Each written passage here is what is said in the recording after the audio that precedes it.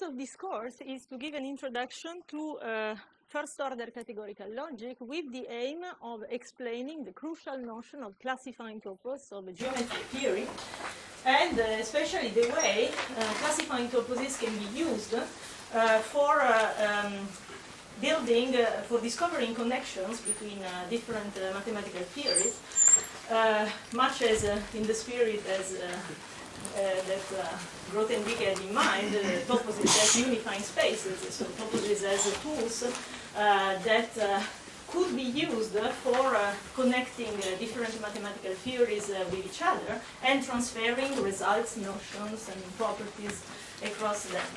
So why is logic important in connection with such a unifying project?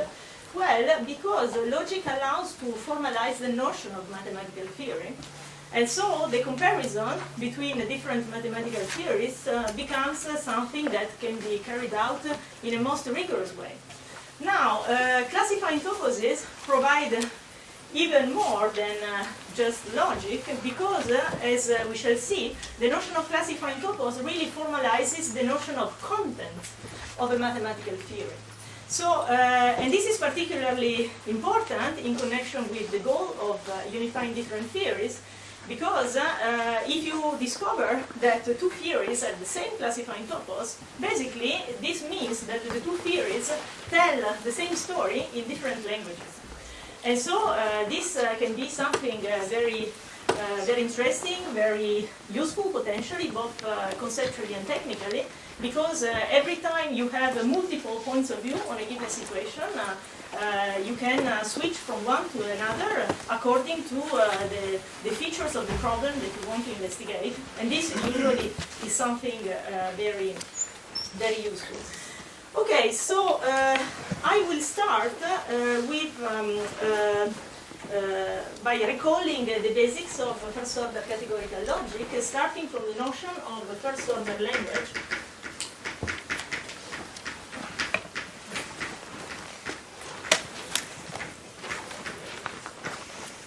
Okay, so what is a first-order language? Well, these are the languages that are most studied in logic. They admit a very nice model theory, and thanks to classifying toposes, also a functorial model theory, in the sense that models can be thought of as functors, preserving a certain kind of structure. So these are a wide class of languages that can be used for describing mathematical structures. Now, the basic point of logic is really to make a separation between two different levels, the level of syntax and the level of semantics. So the idea is that the semantics are just the mathematical structures that one wants to investigate. So, for instance, varieties, groups, whatever. Usually mathematicians work from a logical point of view with the semantics. The syntax is the word of languages, of ways that we may use for describing these structures. So, of course, you are familiar with the fact that, in general, you can describe a certain thing in many different ways. So, in logic, it's the same thing. So, you can have many different syntaxes, in some sense, for a given semantic content. And logic is all about the relationship between these two levels. So, it's very important to bear in mind that logic is all about a duality, basically. It's about a duality between the structures and the way we can describe them. And now, more technically, first-order languages are languages which consist of three different kinds of entities: sorts, terms, and formulas. Now, I should first of all clarify why there is this restriction first order. Well, this simply means that in the axioms of a first order theory, you are only allowed to quantify over individuals of your structures and not over collections of individuals or collections of individuals. So, for instance, the commutativity property that you have in a ring, this is, you can formalize in a first order way, but for instance, if you want to describe the property of the real numbers, that every bounded subset has a supremum, It is a second order if you want to formalize the real numbers as a set of elements, because you have to refer to collections of such elements. Okay, so this is the basic restrictions that one makes in order to have a well-behaved model theory. In logic, people have also investigated higher order logics, but also if we want to investigate the Grothendieck toposes from a logical point of view, we will always remain at the first order level, even though we shall use sites also. And the notion of site that is fundamental for defining toposes. Basically, you can define a Grothendieck topos as any category which is equivalent to the category of sheaves on a site. So Professor Cartier talked about the sheaves on a topological space, but actually the general notion of topos is this, sheaves on a site. And this generalization from locales, let's say, because one cannot say that topos is strictly generalized topological spaces, they strictly generalize locales, like open sets. So this generalization is actually very, very, very powerful, because here you are still in the context of topology, while here it is the place where you can realize the marriage between the continuous and the discrete, as Grothendieck was saying. Because on one hand, so these sheaves are defined in a completely formal way, formally analogous way as you define sheaves on a topological space, but the resulting level of generality is incomparably broader, because this encompasses at the same time this and the three sheaf categories that Joyal talked about in his course. So this you can see, if you want, as continuous, and this discrete. In fact, here, to get just three sheaves, you take the trigger Grothendieck topology, and while here, the Grothendieck topology is by no means trivial, because it is given by the, see, it's the usual covering relation that you have in topology.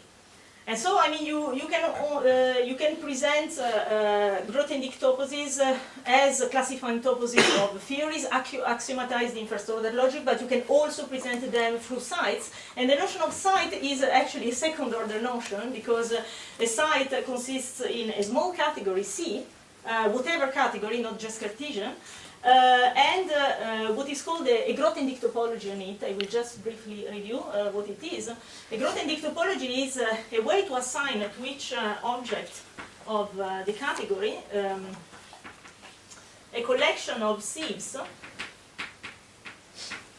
on C. What is a sieve? Well, it is just a collection of arrows with a codomain C, which is closed under composition on the right.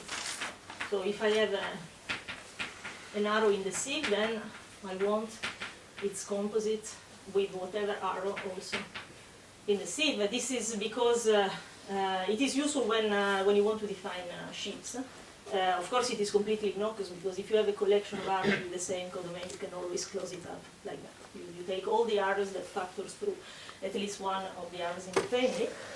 Okay, so you have an assignment that sends to each object of C a collection of sieves. So these are called the J-covering sieves, and one writes S belongs to J of C to indicate that a sieve is J-covering, that it belongs to the topology.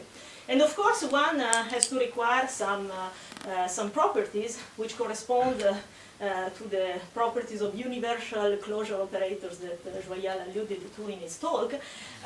These are just three properties. The maximality condition, which means that the maximal sieve on each object should be covering. So first is maximality.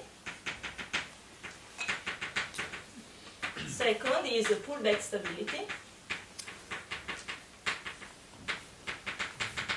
So this simply means that if you have a sieve which is covering, then any pullback of this sieve along an arbitrary arrow should also be covering. And then you have a third condition, which is what is called the transitivity. this you can formulate it in this way. Imagine that you have many sieves that are covering, and that you can multi-compose them. Well, you want that the result is also covering.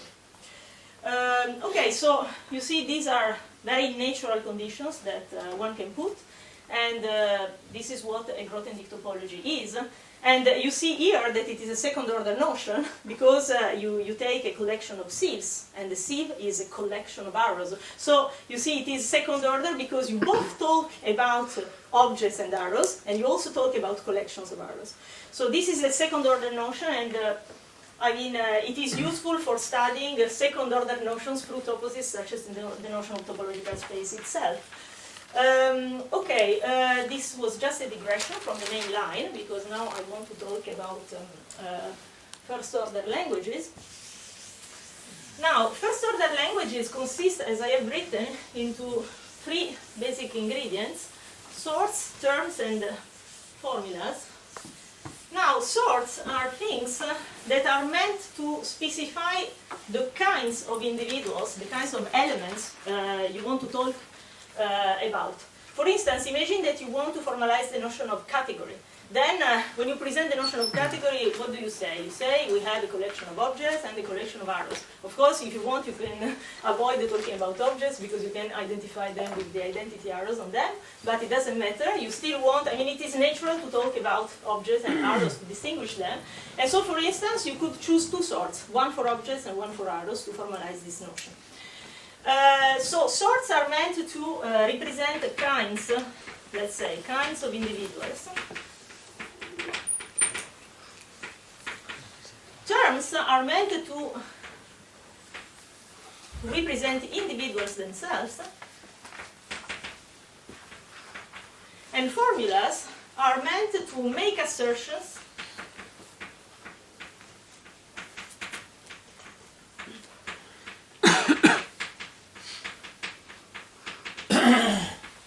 about these individuals. Where do you put operations, for instance?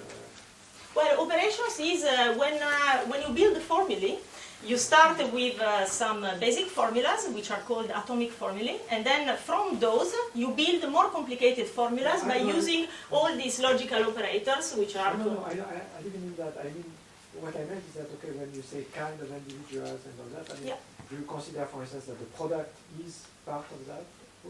For instance, if I define, I don't know, a group. Yes. So then you have just one sort in that case. You have one sort? Yes. Where is the product? The product is, I mean, it's a term. Basically, a product, you have an operation, but I will give the precise definition. This is just the basic idea, but I will give the precise definition later. Formally, it is an operation. It is a function symbol. The product is a function symbol, and starting from function symbols, you can formulate the terms, because the terms are just what you obtain starting from variables or constants by applying function symbols to them a finite number of times. So, for instance, in the theory of groups, you will have a binary operation. You can say like this. So just one sort, one binary operation. And, of course, you can consider, well, this is really... But the binary operation is a sort. No. The sort is one. I mean, you just want one set. Take the classical set theoretic foundation. You just want... I mean, when you consider, normally one doesn't need to have many sorts. The reason why I am presenting this in full generality is that when you talk about the internal language of a topos, then actually the natural thing to do is to take one sort for each object. So, to follow through what happens for groups. Yeah, so for groups you have one sort, just one sort. Then you have a binary operation, which is the multiplication, say, if you think of a multiplicative group. So the binary operation, it's a term? No, this is a function symbol. I will define... So you have another thing then? No, but I will give the definition in the formal definition, as I have said. I'm giving the formal definition later. This was just the idea of the language. So then, starting from, then you can consider, of course, this is another way of writing like that. And of course, you can carry on this, you can multiply also with another thing, z, for instance, and go on, like that. And all of these are terms, and as you can see, these denote individuals, because x and y are individuals, and if I apply function symbols to them, I still am inside individuals. While for The formulas, rule is that I no longer think of them as elements of a set. I mean, no, you can as think symbols. of them as generalized elements. When you work in categorical semantics, you should replace elements with generalized elements. Anyway, this was just meant to be, the general philosophy, but now I will give the precise definition. Now, formal languages, you can always interpret them in the classical set theoretic foundation. This is known at least since Tarski. But what I'm going to tell you today is categorical semantics, which is the interpretation of first-order languages in categories possessing enough categorical structure for one to be able to meaningfully interpret all the connectives and quantifiers that one wants to talk about. So formally, we have to define the notion of first-order signature. So your first order theories are like in most books with only finite operations, but there was a course of Lafort where he spoke about things with infinite... yeah, of course. Normally, when you talk about the first order, you can also take infinitary disjunctions or infinitary conjunctions. I will specify exactly the fragment of logic that we are going to investigate because of its link with Grothendieck toposes, which is called the geometric logic. In geometric logic, when you form your formulas, which are called the geometric formulas, you are allowed to use finitary conjunctions, infinitary disjunctions, and existential quantification. And the axioms of a geometric theory, as we shall see, they are all of this form. Phi entails y in a given context. A context is a finite list of distinct variables which contains all the variables of these formulas. And you require this to be geometric. Geometric means that they are built from atomic formulas by only using this, this, and this. And here you don't have any bound on the cardinality. The only thing that you need is a set, just a set. So it is an infinitary logic, if you want. But do you allow, like in most places, to have propositional things, and usually they have both quantifiers exist, and for every, and also you can... No, at the point, no, the number of free variables should always remain finite. The number of free variables, I mean, in principle, you could, when you use an infinitary disjunction like that, you might, a priori, end up with an infinite number of free variables. You don't want that. You don't want that. Geometrically, you can understand it immediately, because if you allow this, then the interpretation will be a subobject of an infinite product. And infinite products are not necessarily preserved by inverse images of geometric morphisms. So you need to impose this condition. But I will come to that. Okay, so what is a first-order signature? Well, we have a set of, so we use this, signature is a synonym of language. I mean, it's a technical term for that, used by logicians. A first-order signature consists into three sets. Set of sorts that are usually denoted with these capital letters, like that. Then a set of function symbols. And each function symbol is equipped with entrance sorts and output sorts.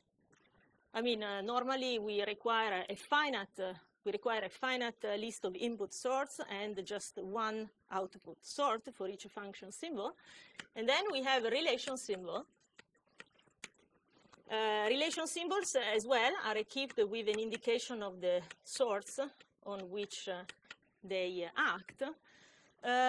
So to come back to the situation of groups, in groups you have one source and you have one constant. A constant can be treated as a zero-ary function symbols, where here you take, if you take n equals 0, then you get a constant, what is called a constant. So for groups, you have binary function symbol. So here, of course, I can repeat the same sort, right? So I don't need this A1, AN to be distinct, so I will have my binary operation, one sort, and no relation symbols, because I don't need. In the case of groups, more generally, when you want to formalize yeah, when you study structures that are formalized in universal algebra sense, then the axioms of your theory will be of this kind: equalities between terms. And so you will not need, you see, associativity, and these are all of this kind.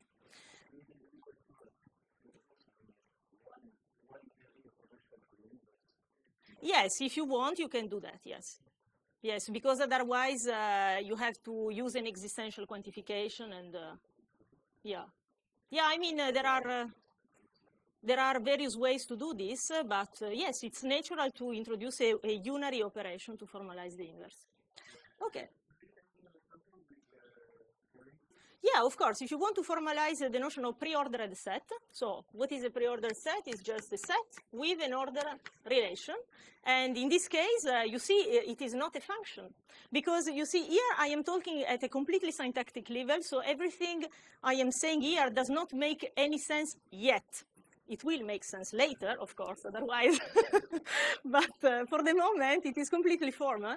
But one should already keep in mind, this is why I put the first, I wrote on the first blackboard, the intended interpretation. Because the intended interpretation of function symbols are functions or arrows. So you see here, you don't have a function, you have a subset. You can take, this is formally, this is a subset of the product of X with itself. And so this can be formalized with a relation symbol. Now, starting from all of this, what you do is, first of all, you build the terms. And terms, I have already said how you do. You start with either, so you suppose that for each sort, you have an infinite stock of variables. Normally, to indicate that a variable has a sort A, you write like that. And starting from these variables, always a finite number of times, a finite number of them, you build terms inductively, applying function symbols to them, and so on. I don't think I have to write formally because it's very clear. Okay, now, formulas.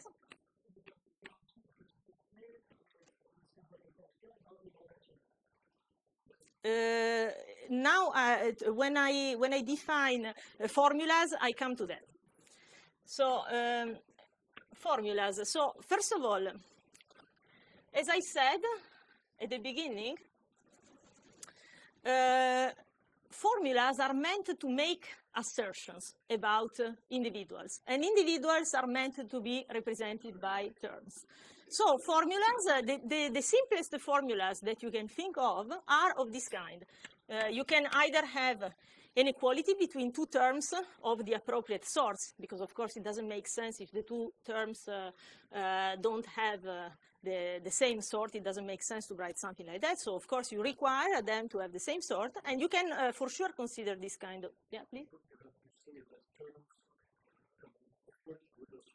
Yes, of course. This is because I didn't give the formal definition, but of course, since function symbols come always equipped with sorts, and terms are built just inductively, starting from function symbols, well, they will also be equipped with a sort.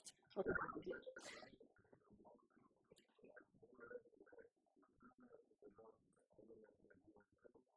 Yeah, I mean, the variables are always all equipped with a sort themselves, by definition. You have infinitely many. Infinitely many. No, it's not, because normally you don't need infinitely many, so I mean, you... Yeah, I mean, this is a problem that you might encounter in the... Yeah, if you want, yeah. Okay, so the simplest kinds of formulas that you can consider are this. On one end, equalities between terms, and if you have relation symbols, you can also consider things of this kind. always provided that everything is composable, I mean that everything has the right sorts, okay? So these are called atomic formulas. Okay, now, of course, you can see this as a particular case of that if you take R to be the equality relation, but of course, in all languages that we consider, the equality is always there, so we don't even treat it as formally as a relation symbol, but I mean, morally it is. Okay, so these are the simplest formulas that you can construct. And for this reason, they are called atomic formulas. And now, to build the full first-order logic, you can operate on these formulas to build more complicated formulas by using various things. So on one end, you have the logical connectives, which are these, the and, the or, the implication, the negation. You might also want to have false, formulas for false and formulas for true. This you can also see formally, I mean true you can see as an empty conjunction, and false you can see as an empty disjunction if you want, but I mean I just preferred to write them explicitly because they are very important. For example here, you see. So you can either use this say operators, or you have the quantifiers that you can also use, the existential and the universal quantifier. And you can operate on, starting from these atomic formulas, you can build first-order formulas by applying a finite number of times all of these things. As I have already mentioned, we also allow, I mean, when we speak of infinitary first-order logic, we can allow also both infinitary conjunctions and infinitary disjunctions. We shall particularly need infinitary disjunctions when investigating geometric logic. So bear in mind that this is by no means restricted to be finitary, except that you have to, I mean, when you define formulas, you simultaneously define the free variables of these formulas. So you have to define the notion of free or bound variable. And this simply means, I mean, a variable in a certain formula is said to be free if it appears in the formula as not quantified. So, for instance, consider this formula and bound otherwise. So, you can consider this formula here. And you see that y is free in this formula, but not x. X is bound because you have that. Okay. So it's important to make this distinction because, as we said, in the case of infinitary conjunctions or disjunctions, a priori the number of free variables might be infinite, and instead we require. Yeah. In terms, I define just compositions of functions. Yes, yes, inductive. Yeah, exactly. Yeah. Okay, so now we know about free and bound variables, so we can define the notion of context for a formula. So a context for a formula is just context for a formula will be just a finite list of distinct variables which contain all the free variables of the formula, which contain. This is very important that you don't just take all the free variables of the formula, but you allow all the finite set of distinct variables which contain this. This is important for technical reasons, because if you had only to consider the minimal context, the theory would become much more cumbersome. So, for instance, in this situation, an appropriate context for this might be y, z. For instance, or y, z, and w, or something like that. Okay, so how shall we present our theories?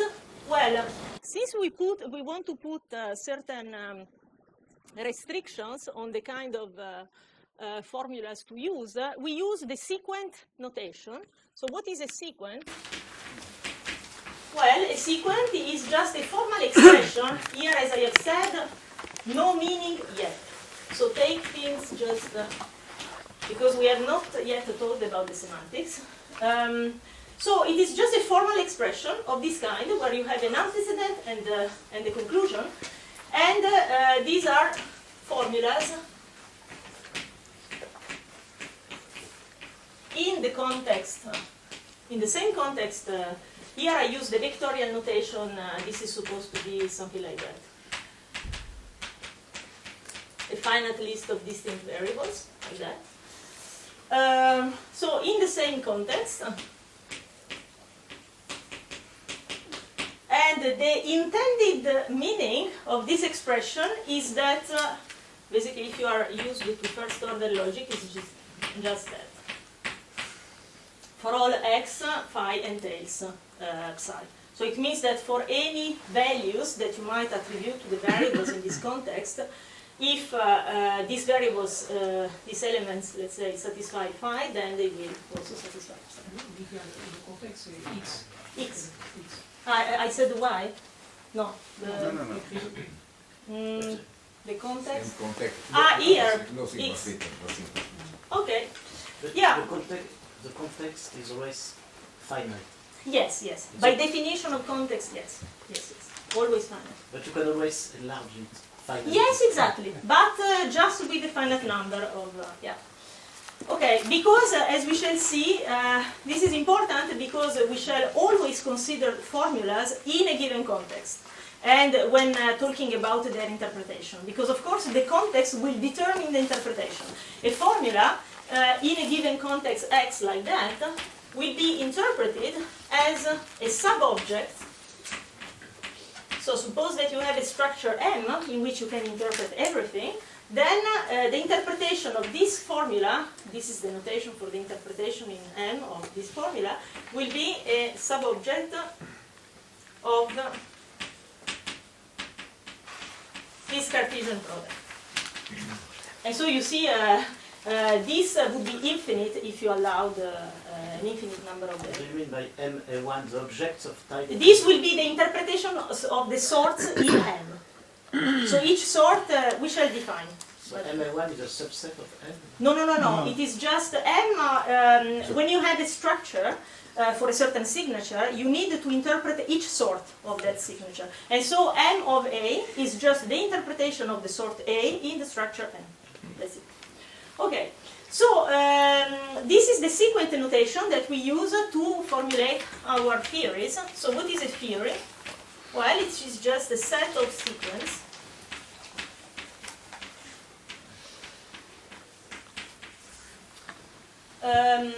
here I work in a meta theory in which I make a distinction between sets and proper classes, right? So set of sequence, and of course sequence within the given fragment of logic. Now, what is a fragment of logic? I mean, a fragment is just the choice of allowing only certain types of formulas and not other formulas. So now I shall define the various fragments that we shall use. Théorie dans la signature sigma. Yeah. Over a fixed signature. Okay, so let us define different fragments of logic. So as we had already mentioned, the notion of algebraic logic, so algebraic theories. So the axioms are of this form, just equalities between terms. Then we can consider regular theories. These are theories whose axioms can be presented like in this form, where one requires this to be regular. And what does it mean? Regular means obtained from atomic formulas by only using finitary conjunctions and existential quantification. Then we have the notion of coherent theory. But you mean no negation, for instance? No. I will explain later why. negations in arbitrary, I mean, in the set theoretic context, the negation is interpreted as the complement. The problem is that in an arbitrary topos, you don't have complements unless the topos is Boolean. And so the way you do is to use the pseudo-complement, the I think pseudo-complement, but then this will not be a true complement. So you can interpret all the connectives that I have written there in a topos. You can do it. The problem is the preservation of their models by morphisms of toposes. Because in order for to have classifying toposes, what you want is to have representing objects for certain semantic functors. And in order to have these functors, in order just to be able to define these functors should send models of the theory in a certain category to models of the theory in another category. And if you allow the axioms of your theory to contain negations, and you use the notion of morphism given by Grothendieck, the notion of geometric morphism, then you have that you have to use these functors here, the inverse images of geometric morphisms. And these inverse images, as it has been said, they only preserve in general finite limits and arbitrary colimits. And they will not in general preserve pseudo-complements. And so you have to exclude these negations from the axioms. But this is not a big problem because you can make a trick. You can, if you just are interested, for instance, in the set-based models of the theory, what you can do is you make this trick instead of doing this. So you know that you cannot talk about that. But then you can introduce a predicate, and then you can, which you can call the, say, n of this formula, and you can put some coherent axioms, some geometric axioms, which ensure that this is a real complement to your formula. And in this way, you end up with a geometric theory, and this is a process that in full generality is called the Morleyization of a geometric theory. And it is a very powerful means because it allows to study any kind of finitary first-order theory using classifying toposes through this construction. Of course, the models in an arbitrary topos will be different because this will be the real complement. This will force, the model to contain a real complement, while in general this complement might not exist. So in a general topos the models will be different, but in the topos of sets they will be the same. And so, if you are just interested in classical model theory, you can live with that. Okay. So are you saying that you consider only constructive ways to construct negation? Geometric logic doesn't contain negation, so I'm not caring at all about negation, and here I'm just suggesting that what you can do if you want to treat a negation or a sort of negation using geometric logic. We are really forced to not to have negations because of this reason, unless we change the morphisms between the toposes that we want to consider. Nobody forces us to take geometric morphisms, but there are advantages for doing that. We could, because other kinds of morphisms would be sort of less frequent also in mathematics, less frequently arising. You can consider, for instance, the notion of logical functor between two toposes. This is something that you can do, but there are very few of these functors. At least they are rarely arising in geometric situations. The reason why it's called geometric morphisms is that really it comes from geometry, because any continuous map of topological spaces or locales more generally gives rise to a geometric morphism between the associated toposes. And so here you have the direct image, and here you have the inverse image. So this is really the notion of morphism between toposes that is natural to consider when you work with Grothendieck toposes for many other reasons as well that we shall see. So, negations. Yes, of course, I will come to that. Of course, you are. Of course. Yeah, but I'm getting a bit slow because of all the questions, so sorry. In algebraic series, you have capital T, it's like true, then rotated T, which I don't know what does it mean, and then on the very right, yeah. Yes. T, what is T? True. The true implies this.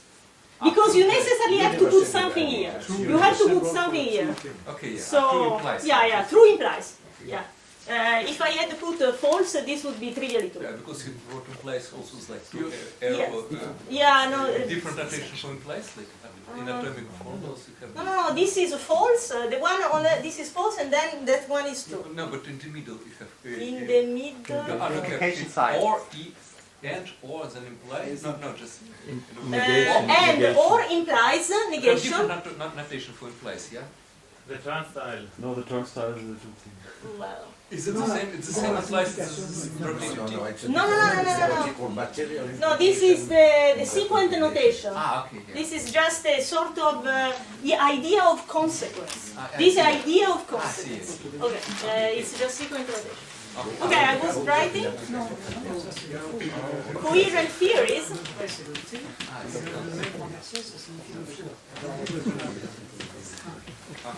Okay, so you can define the fragment of coherent logic.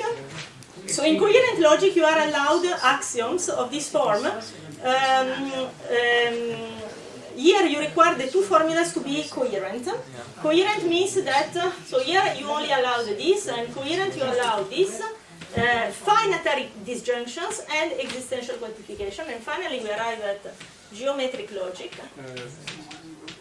Maybe you should add false, a symbol for false. Yes, but it is. I didn't mention because it is an empty disjunction.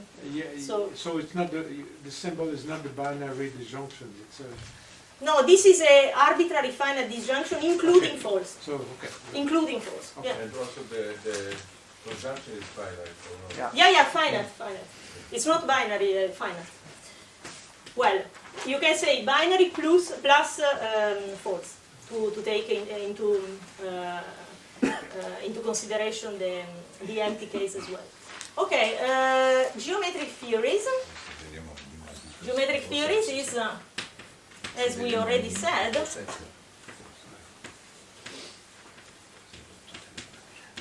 you require these two formulas to be geometric. So these are built from atomic formulas by only using finitary conjunctions. Possibly infinitary disjunctions, and existential quantification, and of course also here you have the false.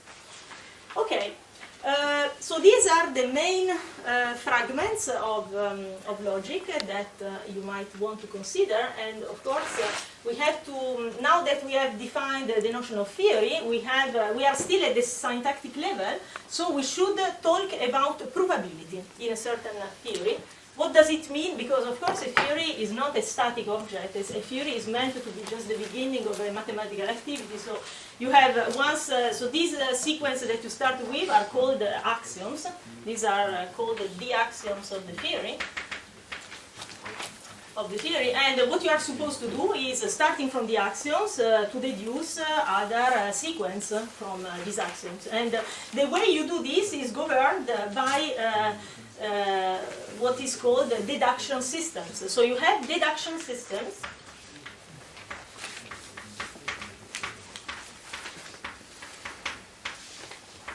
And now here, I have waited until after writing these different fragments before introducing deduction systems, because of course each fragment has its own deduction system, and these deduction systems are not the same, even though there is a compatibility given by the fact that now I don't have the time to write the details of these deduction systems. They are just rules that are quite intuitive. For instance, just to give you an idea, you have rules of this kind. So this is what is called the cut rule, or you have the rule for finite conjunctions. Things like this. This is Gensen title. Yes, absolutely. Yeah. So you have inference rules. So this means that from this you can deduce them. Okay, when I put this line, and if you put a double line, it means that you can also go in the other direction.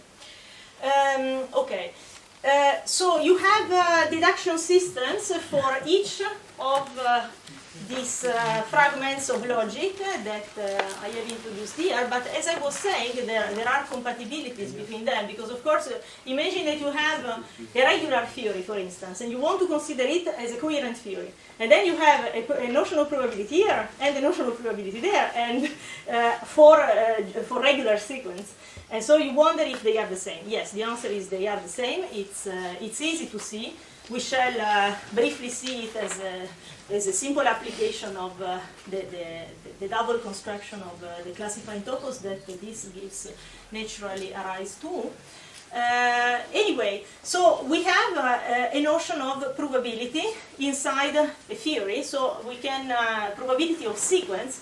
So we say that a certain sequence is provable in a given theory if there exists a derivation. A derivation is just, the idea that you can have of a formal proof.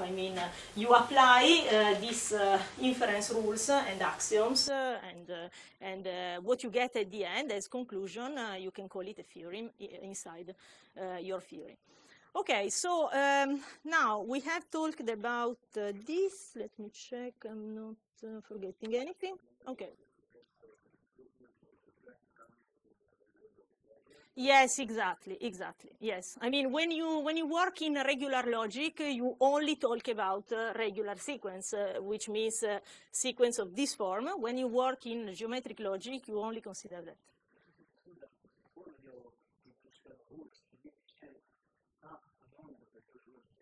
Yes. All the rules that you could intuitively come up with, there are. There is an important exception, that is the rule of excluded middle. You don't...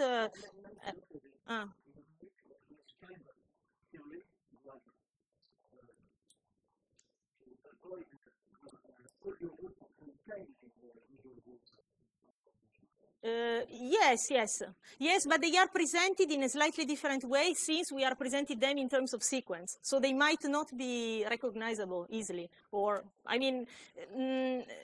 really the treatment via sequence is, they are presented in this way.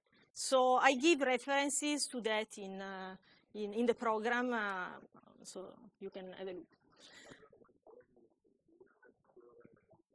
Oh, that's a very good question. So, Gödel's completeness theorem is something that refers to the set-based models of a certain theory. Now, and it requires the axiom of choice. Here, we have a great advantage over Gödel, which is the fact that we can consider models of our theories not just in sets, but in arbitrary categories, provided that these categories possess enough categorical structure for us to interpret all the connectives and quantifiers that arise in our fragment. This allows us to prove a strong completeness result, which is even stronger than Gödel's result, in a fully constructive way, through the notion of syntactic category that I'm going to introduce. Because the notion of syntactic category, well, now maybe it is a bit premature to talk about this because I haven't even introduced the categorical semantics, but suppose that I have, then you, no, because otherwise I don't answer the question, but suppose that you can interpret theories in a certain category with an appropriate structure. Then the notion of syntactic category is very nice because it allows you to build a universal model of your theory inside this syntactic category, which we can denote like that. So we will have a universal model. What do I mean by universal? Well, it is universal in many senses. First of all, it is universal because, as we shall see, you will be able to obtain all the other models of the theory by pulling back this along certain functors. But from the point of view of completeness, it is important because this model satisfies the property that whatever is valid here is provable in the theory. And so it is a model that by itself realizes completeness. And this model is constructed in a completely, say, tautological way, like the Lindenbaum-Tarski algebra of a propositional theory. You see, when you have a propositional theory, you can take the algebra consisting of the equivalence classes of propositional formulas over its language and so on, and this contains a model of the theory in which what is valid is precisely what is provable in the theory. And so this realizes completeness. And you see the difference between what you have in Gödel's framework, because in Gödel's framework you have to take all the set-based models of the theory, and moreover you have to suppose the axiom of choice. Here we allow ourselves to consider models in arbitrary categories, in particular in this syntactic category, where we find this model, and then this is the model in which the syntax and semantics of the theory meet. And thanks to this meeting, to this unification, you can get back to probability in the theory. This is one of the main advantages of functorial semantics. It is a perfect illustration of the fact that looking at what happens just in sets is very limited because you don't get a faithful image of the theory. Even in the, you see it. For finitary theories, you need the axiom of choice, and with the axiom of choice, you can do it. But imagine if you have an infinitary theory. Then even the axiom of choice will not suffice to reconstruct the theory from its set-based models. You will, and then you are lost. If you want to study infinitary theories with the classical techniques in model theory, you are really lost. While here, even for infinitary theories, such as geometric theories, you have these things. And so you have, this is called strong completeness. Because it is not just completeness, but it is something more, because everything is concentrated in a single model. Okay, so now the formal definitions. What is... given a first-order signature sigma, what we can do is to consider the notion of a sigma structure in a category with finite products.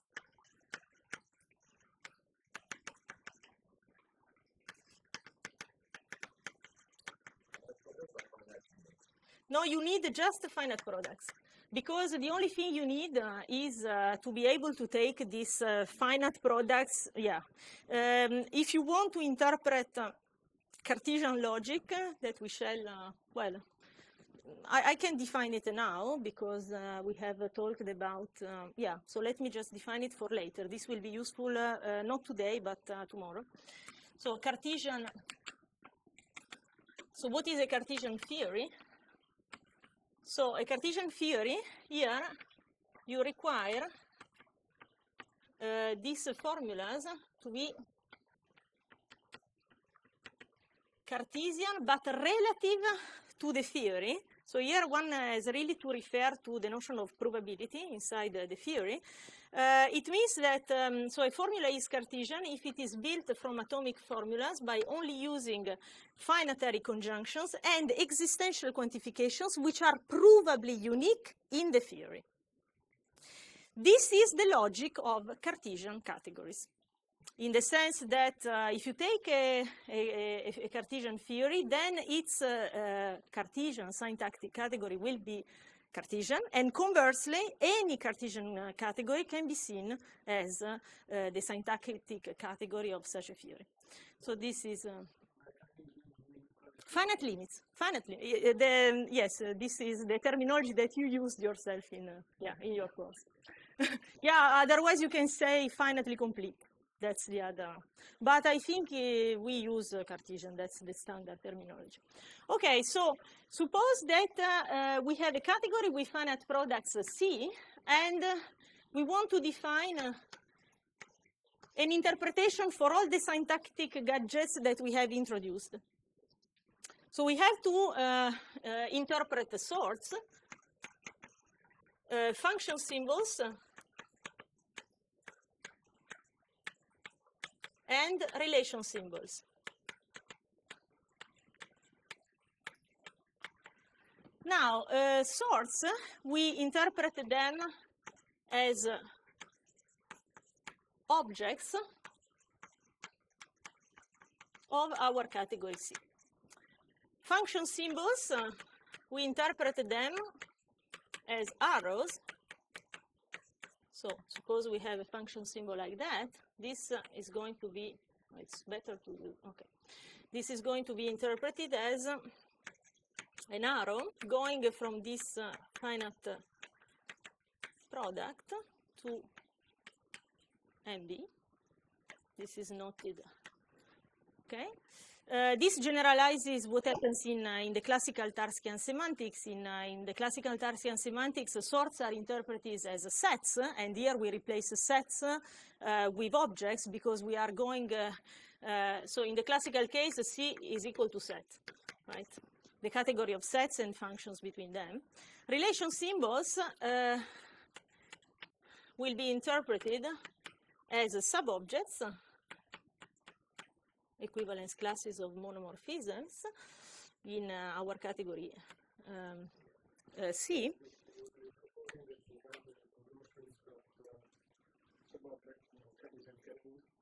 No, I mean just monomorphism. So, yeah. So this will be a monomorphism like that. Constants will be interpreted as zero array function symbols. So here I will have an empty product, and I will need to take the terminal object of of the category. So n equals 0, so constants. So this will be like that. Okay. So we know how to interpret all of this. You see, everything goes very smoothly from it is a very smooth generalization from what happens in sets to what you can do in an arbitrary category with finite products. But here, notice that we have just interpreted the very, very basic things because we have just interpreted sorts, function symbols, and relation symbols. Of course, in general, if you want to go on and interpret complicated formulas, we need to require some categorical structure present on C in order to be able to do this. Because suppose, for instance, that you want to interpret a conjunction of two formulas. Well, here, finite products in general will not suffice anymore because I would like to take the intersection of the interpretation of this with the interpretation of that. And such intersections, formally, they are pullbacks in a category. And so finite products will not in general suffice, and you will have to require at least the fact that the category is Cartesian. And of course, the more complicated the formulas are, for instance, you might want to interpret things like this with a lot of quantifiers. And this also is possible to do, in particular in every topos, you can interpret these things.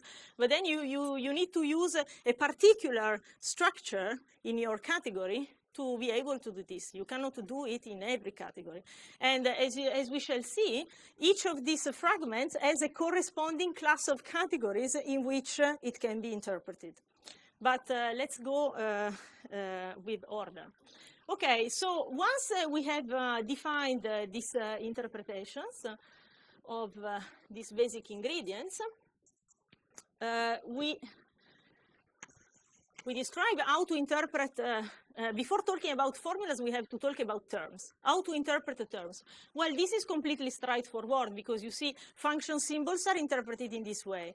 Terms are just things that you start with variables, function symbols applied to them, and so it is completely clear how you interpret them. They will be as arrows. They will be interpreted as arrows, the terms, and this you don't need anything more than finite products to do this. Now, instead, if you want to interpret atomic formulas. No, this only if it is a constant. If it is a variable, it will be a projection or just the identity of. It depends. If the context is larger, it will be a projection. Otherwise, it will be just the identity. So now, terms we know how to do. Now, consider, for instance, these formulas of this form. Imagine, for instance, that you want to interpret a formula of this kind, or a formula more generally, you might want to interpret a formula of this kind. You necessarily need more than finite products. Take, for instance, this formula. Then you will have that the interpretation of these two terms, these will be two arrows towards a certain thing, and the interpretation of this will be the equalizer of these two arrows. So again, you need that your category possesses these equalizers, and here you will need the pullbacks in order to you will make a pullback where you consider the interpretation of R, which is a sub-object, and then these terms will give you an arrow, and then you will form a pullback, and this will be the interpretation of your formula. Now, after you have clarified how to interpret atomic formulas, all the others are formed from them by using these logical connectives, excuse me, or quantifiers. And how to do this? Well, let's start. So, algebraic theories, you don't need anything more than finite limits. So, here I can, okay, I leave like that. So this means, here I take just,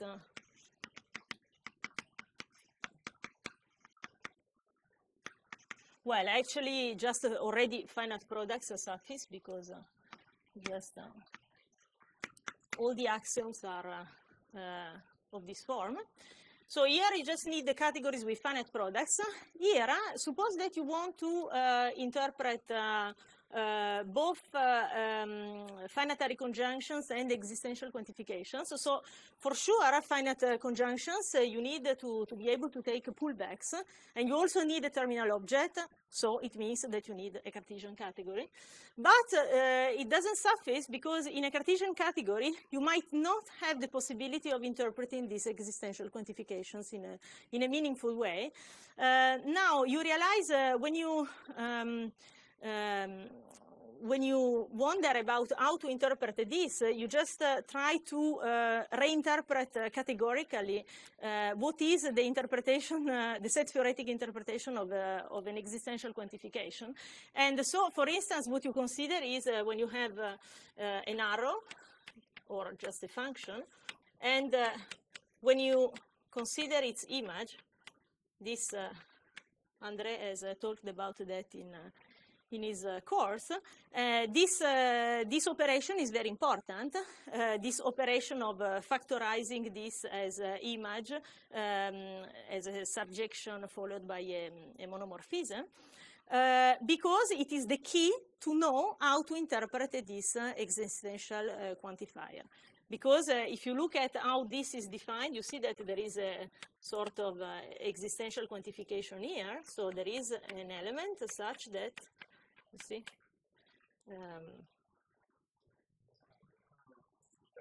well, okay, such that, okay, like that. It is the set of elements such that there exists something which is sent by F to it. Basically, here you need the notion of regular categories. So regular categories are categories which are Cartesian, and in which, moreover, every arrow has a factorization as an image. The image in general is characterized as the least subobject for which the arrow factors, and you require, moreover, these images to be stable under pullback. This stability under pullback is related to the fact that in your fragment of logic you want the substitution rule to be sound, and therefore you need also this pullback stability condition. Now, for coherent theories, you need more, because you see you have this thing here, and so you need what is called the coherent categories. Now, coherent categories are regular categories in which, moreover, you have finite unions of subobjects, and these finite unions are, again, stable under pullback. Why? Because if I want to interpret a disjunction, how do I do? Well, suppose I know how to interpret, I have a disjunction like this, a finite disjunction, because here we are in coherent logic, and I know that the interpretation of each formula will be a subobject of my finite product like that. So all of these will be subobjects, you see? And how would you interpret the disjunction of this? Well, you would take the union of these subobjects. But again, this is something that you can always make in set, but not generally in an arbitrary category. So you need to impose the existence of these unions, these finite unions of subobjects, and you, moreover, have to require them to be stable under pullback. And this gives the notion of coherent category. Now, the infinitary notion of that is the notion of geometric category.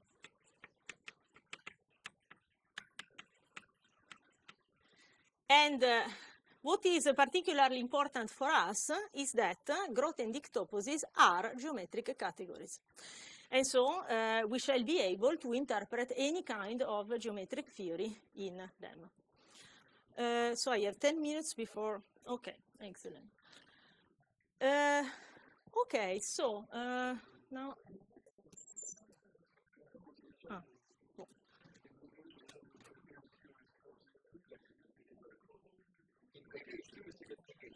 Well, if you want, no, here you don't get any negation, you just have the false. And in what? In coherent, no, you don't get a negation, but I mean, what you can get in coherent theories is the following thing. You can write things like this. Something entails false. This you can write. But this is the only kind of negation that you can write. You cannot write something complicated, more complicated. Okay, now.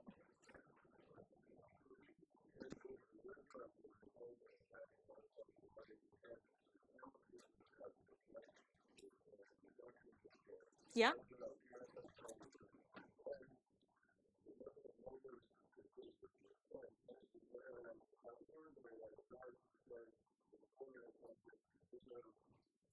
Sequence, you mean? No, it works. The only problem is the intuitionistic or classical nature of your system. Because the usual systems for first-order logic, they are classical. So they have the law of excluded middle, and this is the only thing that doesn't work. So this law here, it doesn't work in an arbitrary topos or in an arbitrary category in general.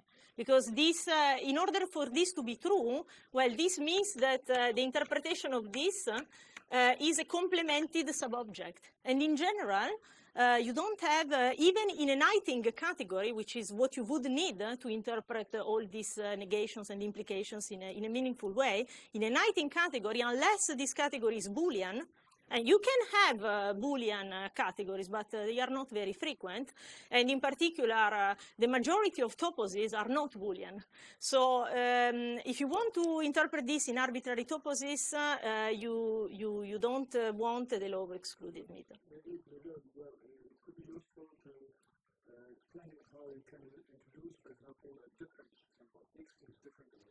Yes. Yeah, this is, no, thanks for this suggestion. This is sort of what I suggested to do earlier when a person asked me what can I do if I want to introduce just one particular negation. For instance, I might want to introduce the negation of equality. So if I want to introduce this, I can do it while remaining inside coherent logic.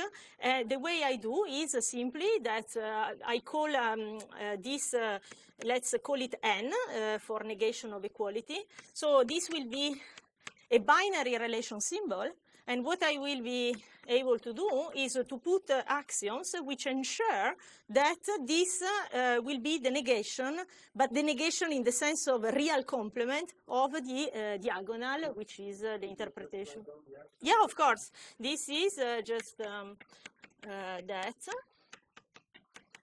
And the other one is when you take the intersection of the two, you should get false.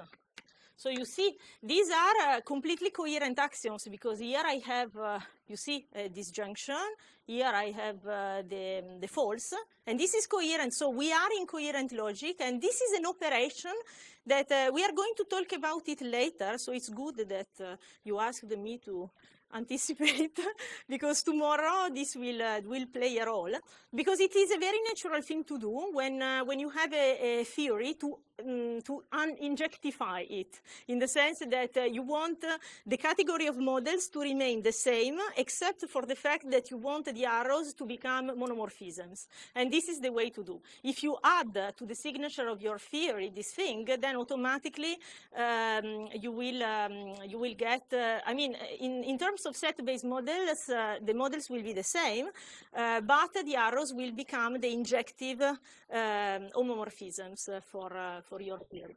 And so, possible to negate one specifically.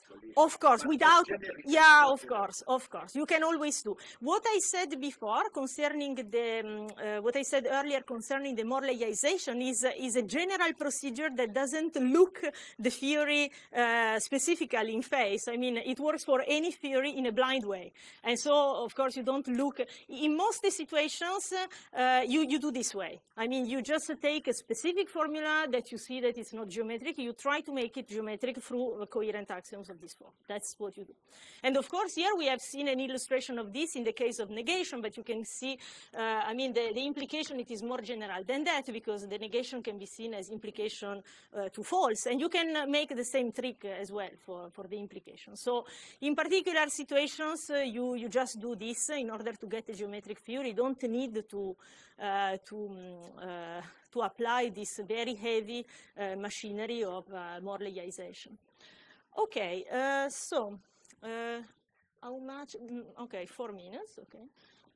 Now, what do I cancel?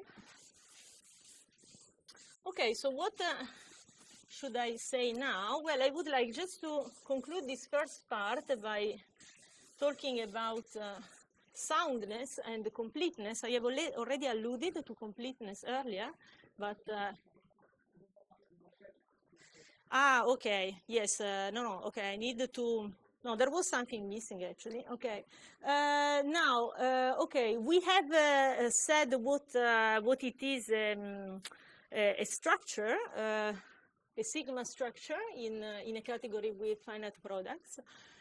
Of course, we are now ready to say what it is a model of a theory. Well, I haven't defined the homomorphisms of structures, but this is completely straightforward. I mean, a structure homomorphism is something that has the natural behavior with respect to both function symbols and relation symbols. So you can write, this is straightforward, you can write the definition yourself, and it doesn't present any surprise. So I can skip this, and instead I should certainly give the definition of model of a theory. So you have a theory T over a certain signature, and suppose that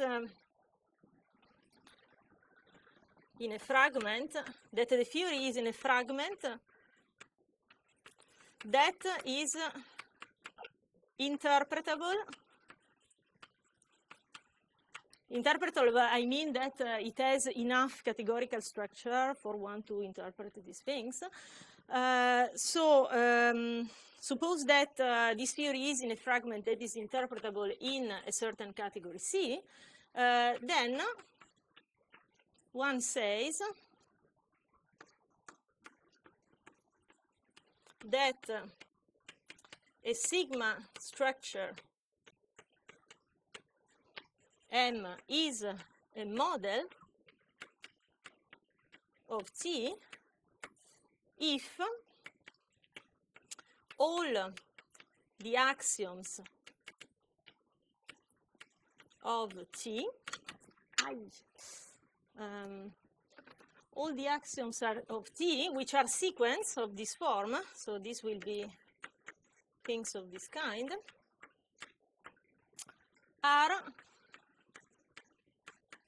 satisfied in M. What does it mean, satisfied in M? It means that the interpretation of the antecedent is contained as a subobject into the interpretation of the conclusion.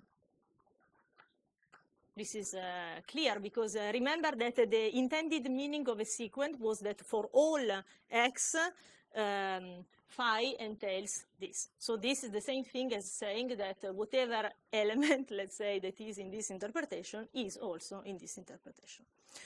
So now we know what a model of a theory is, and by considering the category whose objects are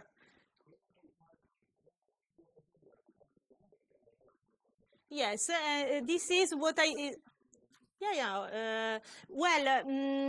actually, no, you are right to make this remark, but it suffices to check the axioms because we have soundness, and I am about to talk about soundness.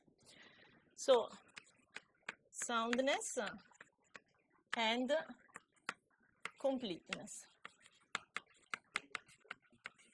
Yeah. No, fragment is just a part of the logic in which you make the choice of restricting your attention to certain particular classes of formulas. Yeah, so it's just, so yeah, it means that you choose to consider just some, yeah. No, axiom is just, when you define a theory, you say a theory is a set of sequences. These sequences are called the axioms of the theory, by definition, yeah, you don't have anything. No, I mean, it can be whatever. A theory is really a presentation. So whatever way you have to present, and just a list of sequences that you call axioms.